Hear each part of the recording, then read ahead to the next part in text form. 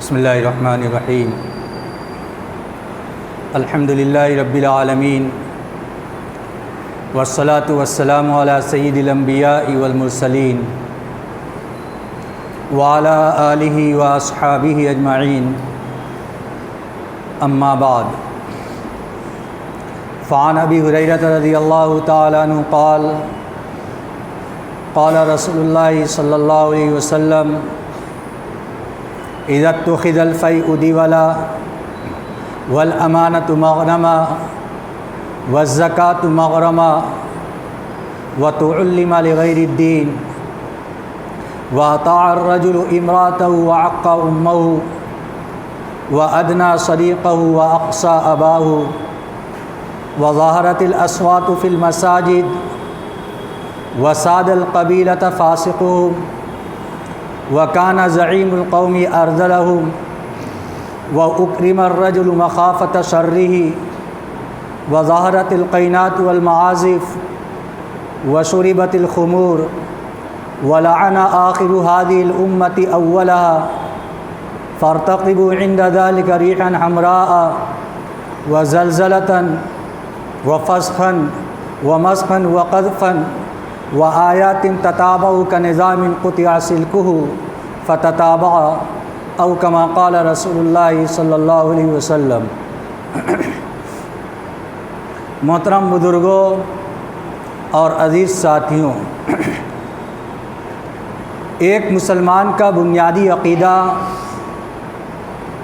یہ ہے کہ قیامت قائم ہوگی۔ قیامت پر ایک ایمان والے کا ایمان ہے اور عقیدہ ہے۔ اگر کوئی اس کا انکار کر دے تو وہ مسلمان نہیں رہتا، دائرۂ ایمان سے خارج ہو جاتا ہے۔ چنانچہ قرآن پاک کی متعدد آیات کے اندر اللہ رب العزت نے قیامت کے سلسلے میں ارشاد فرمایا ہے، جس سے ثابت ہوتا ہے کہ قیامت قائم ہوگی۔ ان زلزلۃ الساعۃ شیء عظیم، قرآن کے اندر ارشاد فرمایا گیا بے شک قیامت کا زلزلہ یہ بہت سخت ہوگا۔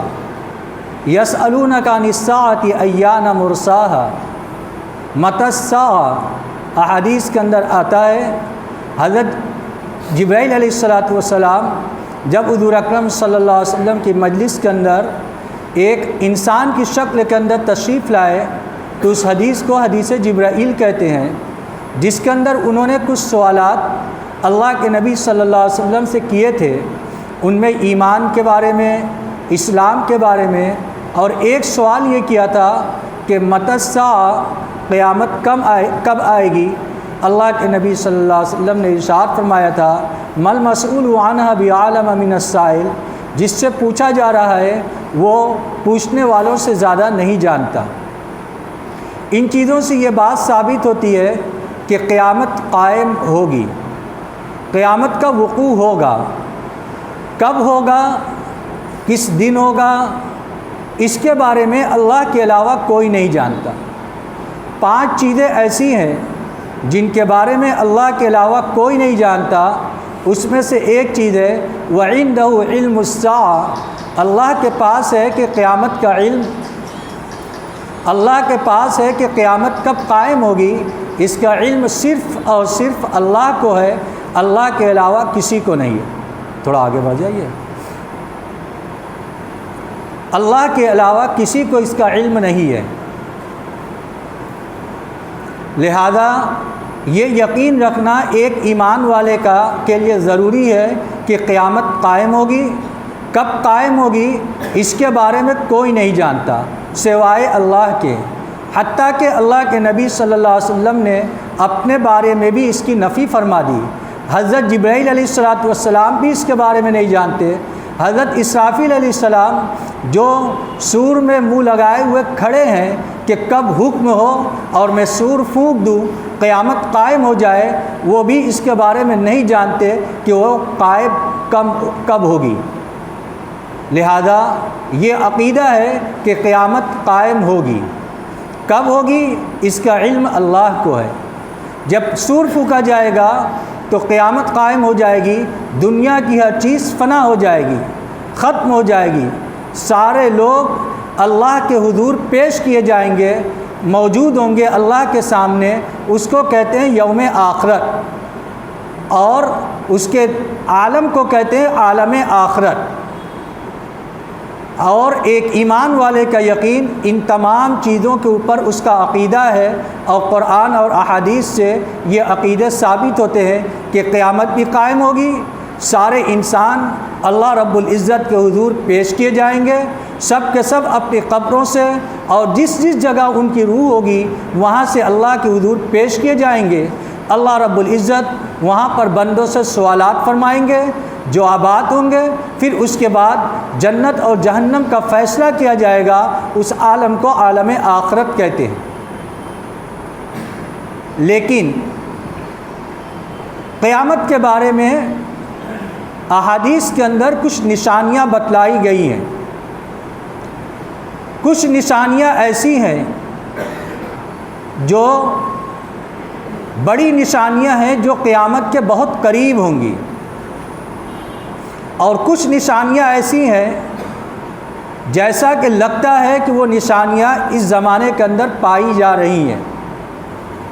اگر ایسی نشانیوں کی نشاندہی کی جاتی ہے تو اس کا مقصود اور مطلوب یہ ہوتا ہے کہ آدمی ان گناہوں سے، ان چیزوں سے جو قیامت کی نشانی قرار دی گئی ہے، اپنے آپ کو بچائے تاکہ ان چیزوں کی وعید سے محفوظ رہ سکے۔ اور کچھ چیزیں ایسی ہیں جو بڑی بڑی نشانیاں ہیں جس کے اندر انسان کے اپنے اعمال کا کوئی دخل نہیں، وہ اللہ کی جانب سے ظاہر ہوں گی، وہ قیامت کے قریب قائم ہوں گی۔ مثلا خروج دجال، قیامت کے قریب دجال کا فتنہ ظاہر ہوگا۔ حدیث کے اندر آتا ہے، اللہ کے نبی صلی اللہ علیہ وسلم نے ارشاد فرمایا، جتنے نبی آئے ہیں سارے انبیاء کرام نے دجال کے بارے میں اپنی امت کو ڈرایا ہے۔ میں بھی تم کو دجال کے بارے میں اپنی امت میں بھی تم کو دجال کے بارے میں ڈرا رہا ہوں، لیکن میں ایک بات کہتا ہوں، اور وہ بات یہ ہے کہ دجال ایک آنکھ اس کی اندھی ہوگی۔ چنانچہ دجال کے ماتھے کے اوپر، پیشانی کے اوپر کافر لکھا ہوا ہوگا، جس کو کوئی پڑھ نہیں پائے گا سوائے اس شخص کے جو حقیقی مومن ہوگا۔ اس وقت عجیب طرح کی آزمائش انسانیت کی ہوگی اللہ رب العزت کی جانب سے۔ اس کے ایک ہاتھ میں جنت، ایک ہاتھ میں جہنم ہوگی۔ وہ اپنے ماننے والے کو جنت کے اندر داخل کرے گا، نافرمان کو جہنم کے اندر داخل کرے گا۔ لیکن اس کے جنت اور جہنم کی خاصیت حدیث کے اندر یہ فرمائی گئی کہ اس کی جنت در حقیقت جہنم ہوگی، اور جو اس کی جہنم ہوگی در حقیقت جنت ہوگی۔ جو حقیقی مومن وہ ہوگا وہ اس کے اوپر ایمان نہیں لائے گا، اور اس کو دیکھ کر پہچان کر کہے گا کہ میں تم کو دیکھ رہا ہوں، جس چیز کی نشانی ہمارے نبی صلی اللہ علیہ وسلم نے تمہارے بارے میں بتلائی ہے، میں اس کو تمہارے بارے میں دیکھ رہا ہوں۔ مجھے تو یقین ہو گیا تمہیں دیکھ کر کہ تم ہی دجال ہو جس کا حدیث کے اندر ذکر کیا گیا ہے، لہذا میں تجھ پر ایمان نہیں لاتا۔ وہ اس کے ایمان اور یقین کی طاقت بلوائے گی، ورنہ آدمی کمزور ہوگا، شک کے اندر مبتلا ہونے والا رہے گا، دنیا کے رخ کے اوپر چلنے والا رہے گا، تو جس طرف لوگ جائیں گے وہ بھی بہہ جائے گا اور اس فتنے کا شکار ہو جائے گا۔ تو ایک تو دجال کا خروج، دوسرے خروج مہدی، حضرت مہدی کا خروج ہوگا۔ اللہ کے نبی صلی اللہ علیہ وسلم نے ارشاد فرمایا کہ جب دجال نکلے گا تو اس کے پاس ایسی زبردست طاقت ہوگی کہ مکہ اور مدینہ کے علاوہ ساری جگہ وہ جائے گا اور اس کا دبدبہ ہوگا، لیکن مکہ اور مدینہ کو اللہ رب العزت اس کی سرحد کی حفاظت فرشتوں کے ذریعے فرمائیں گے، وہ وہاں پر داخل نہیں ہو پائے گا۔ اس زمانے کے اندر یہ مہدی کا خروج ہوگا، اور مہدی کے خروج کے دعوے دار اب تک بہت نکل آئے، اور ان کے بارے میں اللہ کے نبی صلی اللہ علیہ وسلم نے ارشاد فرمایا کہ ان کی والدہ اور ان کے والد کے نام میری والدہ اور میرے والد کے موافق ہوگا، یعنی اس مہدی کے والد کا نام عبداللہ ہوگا اور ان کی والدہ کا نام آمنہ ہوگا۔ پھر یہ خروج مہدی جو قیامت کے قریب ہوگا۔ اسی طریقے سے جو بڑی نشانی ہے وہ حضرت عیسیٰ علیہ السلام کا خروج ہے۔ حضرت عیسیٰ علیہ السلام اس زمانے کے اندر نکلیں گے، چنانچہ حضرت مہدی اور حضرت عیسیٰ علیہ السلام مل کر دجال کا خاتمہ کریں گے۔ پھر اس کے بعد دنیا کے اندر خیر ہی خیر ہوگا، ہر طرف بھلائی ہی بھلائی ہوگی۔ اور اس زمانے کے اندر حدیث کے اندر آتا ہے کہ ایک یہودی اگر کسی درخت کے پتے کے اندر بھی چھپے گا تو وہ پتا اعلان کرے گا کہ اے لوگوں، میرے پتے کے اندر یہ یہودی چھپا ہوا ہے، اس کو قتل کر دو۔ اس زمانے کے اندر تمام وہ لوگ جو اس دین اسلام پر ایمان نہیں لائیں گے وہ اس دنیا سے ختم کر دیے جائیں گے۔ چنانچہ حدیث کے اندر آتا ہے کہ اس زمانے کے اندر عیسائی اور یہودی وہ اسلام کے اندر داخل ہوں گے اور بہت امن ہوگا، بہت چین ہوگا، دنیا کے اندر سکون ہوگا۔ لیکن پھر اس کے بعد جب شر آئے گا تو حدیث کے اندر آتا ہے کہ وہ شر انتہائی خطرناک ہوگا۔ لا تقوم الساعة حتى يقال في الارض اللہ اللہ، زمین کے اوپر قیامت قائم نہیں ہوگی یہاں تک کہ زمین پر اللہ اللہ کہا جائے۔ جب تک اللہ اللہ کہنے والا رہے گا قیامت قائم نہیں ہوگی۔ لیکن اس زمانے کے اندر جب سرور کا غلبہ ہوگا تو اللہ رب العزت قیامت کو قائم کریں گے اور اس وقت صرف شر ہی شر ہوگا اور قیامت قائم کر دی جائے گی۔ یہ قیامت کا عقیدہ ہے۔ بڑی بڑی نشانیاں قائم ہوگی، جیسے خروج دجال، خروج مہدی، حضرت عیسیٰ علیہ السلام کا ظاہر ہونا، نزول عیسیٰ۔ اسی طریقے سے جب قیامت کا زمانہ قریب ہوگا تو ایک دھواں نکلے گی، ایک جس کے ذریعے سے اس دھواں کا یہ اثر ہوگا کہ جتنے لوگ ہوں گے وہ سارے کے سارے اس سے متاثر ہوں گے اور ساری انسانیت کو زکام کا اثر ہوگا۔ جیسے زکام ہوتا ہے اس طرح کا ان کے اوپر اثر ہوگا اس دھواں کی وجہ سے۔ ایک زمانے کے اندر مشرق سے ایک آگ چلے گی جو مغرب کی طرف جائے گی اور جاتے جاتے سارے لوگ اس کے پیچھے جائیں گے اور مغرب کے ایک میدان کے اندر وہ سارے لوگ جمع ہو جائیں گے۔ حدیث کے اندر ذکر کیا گیا کہ جب قیامت کا زمانہ قریب ہوگا تو زمین سے ایک دابہ نکلے گا، ایک جانور نکلے گا جو انسانوں سے گفتگو کرے گا انسانوں کی طرح۔ یہ بھی قیامت کی نشانی قرار دی گئی۔ حدیث کے اندر ارشاد فرمایا گیا جب قیامت قریب ہوگی تو اس زمانے کے اندر سورج مشرق کے بجائے مغرب سے نکلے گا، اور ایسا بھی ہوگا کہ جیسے ہی ڈوبے گا فوراً دوبارہ نکل جائے گا۔ یہ قیامت کی بڑی نشانیوں میں سے فرات جس کا کام پانی دینا ہے اور وہاں سے پانی نکلتے ہیں، جب قیامت قریب ہوگی تو اس زمانے کے اندر اس کا پانی خشک ہو جائے گا اور فرات ندی سے پانی کے بجائے سونے نکلیں گے۔ یہ ساری کی ساری وہ نشانیاں ہیں جو قیامت کی بڑی نشانی ہے، جو آخر وقت کے اندر ظاہر ہوں گی، اور وہ چیزیں ہوں گی جو اللہ کے نبی صلی اللہ علیہ وسلم نے ارشاد فرمایا کہ جب قیامت قائم ہونے والی ہوگی تو ان چیزوں کا جب ظہور ہو جائے گا اس کے بعد شرار یعنی بدترین لوگ دنیا کے اندر بچیں گے، اس وقت دنیا کے اوپر قیامت قائم ہوگی۔ لیکن اس کے علاوہ چھوٹی چھوٹی نشانیاں بہت ساری ہیں جو اللہ کے نبی صلی اللہ علیہ وسلم نے حدیث کے اندر ذکر فرمائی ہے۔ چنانچہ محدثین اپنی کتاب کے اندر اشراط الساعہ یا علامات القیامہ یعنی قیامت کی نشانیاں، قیامت کی علامات کے نام سے اس کو ذکر کرتے ہیں، اور ایک باب لگاتے ہیں جس کے اندر وہ تفصیل سے ذکر کرتے ہیں کہ قیامت کی نشانیاں احادیث کے اندر اللہ کے نبی صلی اللہ علیہ وسلم نے کیا ذکر فرمائی ہے، وہ اس کو تفصیل کے ساتھ ذکر فرماتے ہیں۔ اور اللہ کے نبی صلی اللہ علیہ وسلم نے بھی حدیث کے اندر جن چیزوں کو ذکر فرمایا ہے، ایک حدیث ایسی ہے جس کے اندر 15 چیزیں اور اس جیسی چیزیں ذکر فرمائی ہیں، جس سے معلوم ہوتا ہے کہ اگر یہ چیزیں امت کے اندر پائی جا رہی ہیں تو اس کو غور کرنا چاہیے کہ یہ علامت قیامت کی ہے، یہ نشانی قیامت کی ہے۔ ہمارے اندر یہ نشانیاں نہیں ہونی چاہیے۔ اگر ہمارے اندر یہ چیزیں پائی جا رہی ہیں تو ہم اپنے آپ کو ان سے بچائیں تاکہ ہم اپنے آپ کو ان وعیدوں سے محفوظ رکھ سکیں جو قیامت کی نشانیوں کے سلسلے میں بدترین لوگوں کے بارے میں ذکر کی گئی۔ اسی ضمن کے اندر میں نے وہ حدیث پڑھی ہے جو لمبی حدیث ہے، جس کے اندر بہت سی چیزوں کا تذکرہ کیا گیا ہے کہ وہ قیامت کی نشانیاں ہیں۔ چنانچہ حضرت ابو ہریرہ رضی اللہ تعالیٰ عنہ ارشاد فرماتے ہیں کہ اللہ کے نبی صلی اللہ علیہ وسلم نے ارشاد فرمایا، اذا اتخذ الفیء دیولا، جب فے کو دیول بنا لیا جائے۔ فے کہتے ہیں یعنی مال غنیمت کے اندر سے حاصل ہونے والا 5واں حصہ، جو کفار سے لڑائی ہو اور ان سے غلبہ کے بعد جو مال حاصل ہوتا ہے اس کا 5واں حصہ بیت المال کو جاتا ہے۔